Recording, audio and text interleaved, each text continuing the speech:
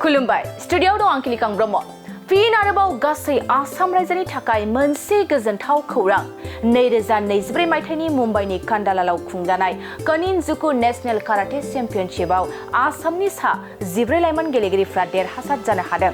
लोगोसे मिन्थिनो मोननाय बादिब्ला बे देरहासार जानाय लाइमोन गेलेगिरिफोरनि गेजेरावनो माखासे गेलेगिरिफ्रा बर' लाइमोन गेलेगिरिफोरमोन। नंगौ मुम्बाइनि कान्डालायाव खुंफुंनाय कनिनजुकु नेशनेल काराटे चेम्पियनशिपआ आसामनि सा 14 लाइमोन गेलेगिरिफ्रा देरहासार जाना गोबां मेडेल मोननो हादों आरो आसामनि सा 14 लाइमोन गेलेगिरिफ्रा देरहासार जाना 19 सनानि मेडेल आरो 19 रुपानि मेडेलजों लोगोसे 19 ब्रन्जनि मेडेल मोननो हायो। थारैनो सिहान तीर्थ नादमी शर्मानि दैदेननायाव आसामनि लाइमोन काराटे गेलेगिरि हानजाया नेशनेल काराटे चेम्पियनशिपआव देरहासार जानाया गासै आसामावनो गोग्गानाय लाबोनो हादों।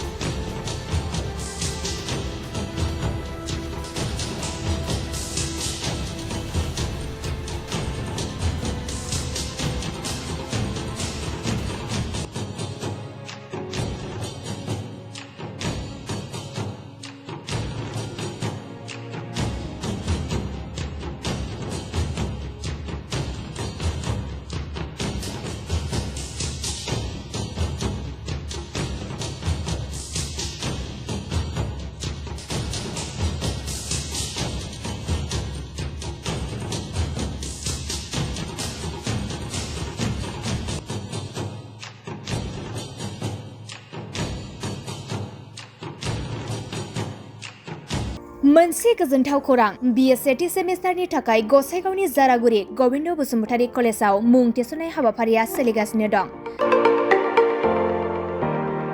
गिबि 100 फरायसाफोरनि थाखाय स्पेशल अफार आरो गुबुन गुबुन रोखोमनि बेसेन नाङै क्लासनि सुबिदा होनानै मुं थिसननाय हाबाफारिया सोलिगासिनो दं।